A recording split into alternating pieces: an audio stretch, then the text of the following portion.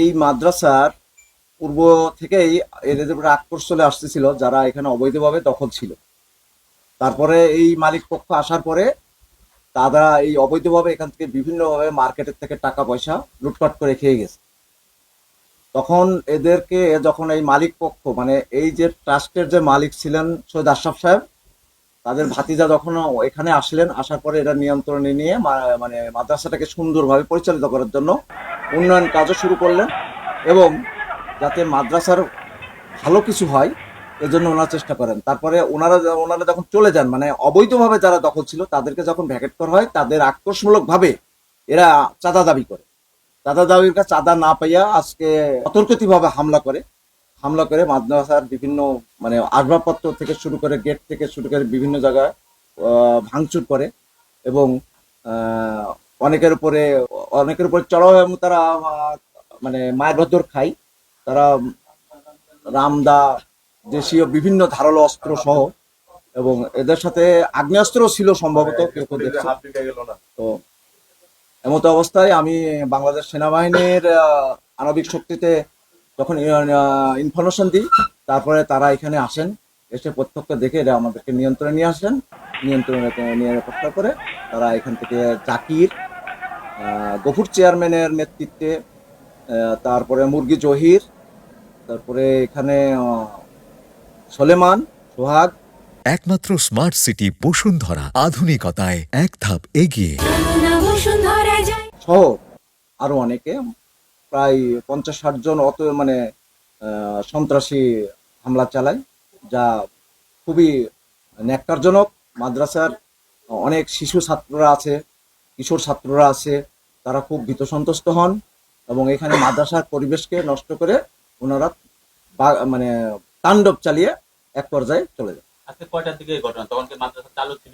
হ্যাঁ, মাদ্রাসা চালু ছিল 10টার আনুমানিক, তখন 10টার পর থেকে এই ঘটনা শুরু হয়। আমার নাম কাজীদ্দিন মোহাম্মদ, আমি এখানে নির্বাহী অফিসার এবং সিকিউরিটি ইনচার্জ। ওরা আহ, এই মাদ্রাসাকে গ্রাস করার জন্য কয়েকভাবে আসছে।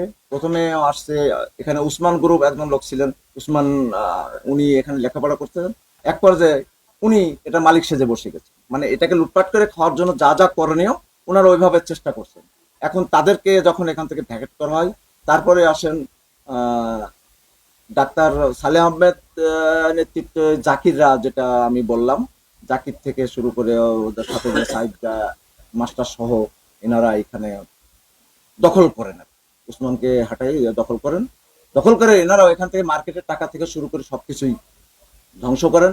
এক পর্যায়ে প্রায় 70 লক্ষ টাকা এরা মাদ্রাসা থেকে লুটে পেটে খান, হিসাব না দিয়ে পরে ওনারা চলে যান। এই পর্যায়ে ওনারা এই টাকার লোভে পরবর্তীতে লুটপাট করে না খেতে পাওয়ার জন্য এই এক কোষেই আবার চাঁদা দাবি করেন। চাঁদা দাবি করে যখন এদের কাছে না পাই, অতর্কিতভাবে হামলা করেন, হামলা করে ভিতরে চালু। এবার কত চাঁদা দাবি করছিল, কবে? এটা খুব আসলে ডেটটা আমার মনে নেই। আমি ওনাদের যে কর্তৃপক্ষ আছে, কর্তৃপক্ষের ভাতিজা জনাব সঞ্জিত সাহেবের কাছে এবং তার জীবন নাশের হুমকিও তাকে নাকি দিয়েছেন। ওই লোভের বশীভূত ওরা টাকা চাই বা চাঁদা চাই, এরা যখন অস্বীকৃতি জানায় তখনই তারা এখানে হামলা করার চেষ্টা করে। আসলে স্থায়ী কোনো সমাধান নাই। স্থায়ী সমাধান এর আগে বাংলাদেশ সেনাবাহিনী এদের পক্ষ থেকে ডেকে নিয়ে একটা সমাধান করে দিয়েছিলেন, তারপরেও তারা এটা মানতে রাজি না। ওই যে কাঁচা টাকার একটা লোভ তারা সামলাতে পারছেন না। কিসের টাকা? এটা টাকা হলো বাজার, আমাদের যেটা হলো মার্কেটে কিছু দোকান আছে, যে দোকানের বিনিময়ে যে টাকাটা পাই, এটা মাদ্রাসার উন্নয়ন বা বিভিন্ন কাজ করা হয়, বা এখানকার যে সমস্ত এমপ্লয় আছে তাদের কিছু বেতনও দেওয়া হয়, এভাবেই তারা চলে আসে, এখন দেওয়া হয়। মূলত যে ফুটের ব্যবসাটা না, ফুটের ব্যবসায় মাদ্রাসা কখনোই যায় না, এবং ফুটের ব্যবসাকে মাদ্রাসার কর্তৃপক্ষ খুব ঘৃণা করে। এক শ্রেণীর লোক যারা ফুটকে নিয়ে করে, তারা হলো আলাদা, দখল নিতে পারলে ফুটটা তাদের দখলে যায়, এরকম চিন্তা ভাবনা তাদের আছে। মাদ্রাসার এই যে তাছাড়া মাদ্রাসার মার্কেট আছে, মার্কেট গুলো তাদের দখলে যায়।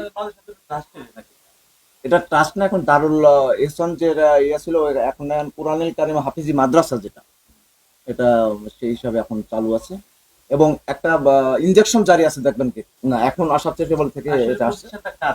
এটা যারা এখন আছেন ঠিক তার চাচা জনাব সৈয়দ আশরাফ সাহেবের অনুদানে এবং আশরাফ সাহেবের দানকৃত, এবং আশরাফ সাহেবেরই এই মাদ্রাসা দিয়ে গেছে, এবং তার নিঃসন্তান থাকা অবস্থা তার ভাতিজারা এখন এটা নিয়ন্ত্রণে নিচ্ছেন। তার আজকের হামলায় কি কোনো হতাহত আছে?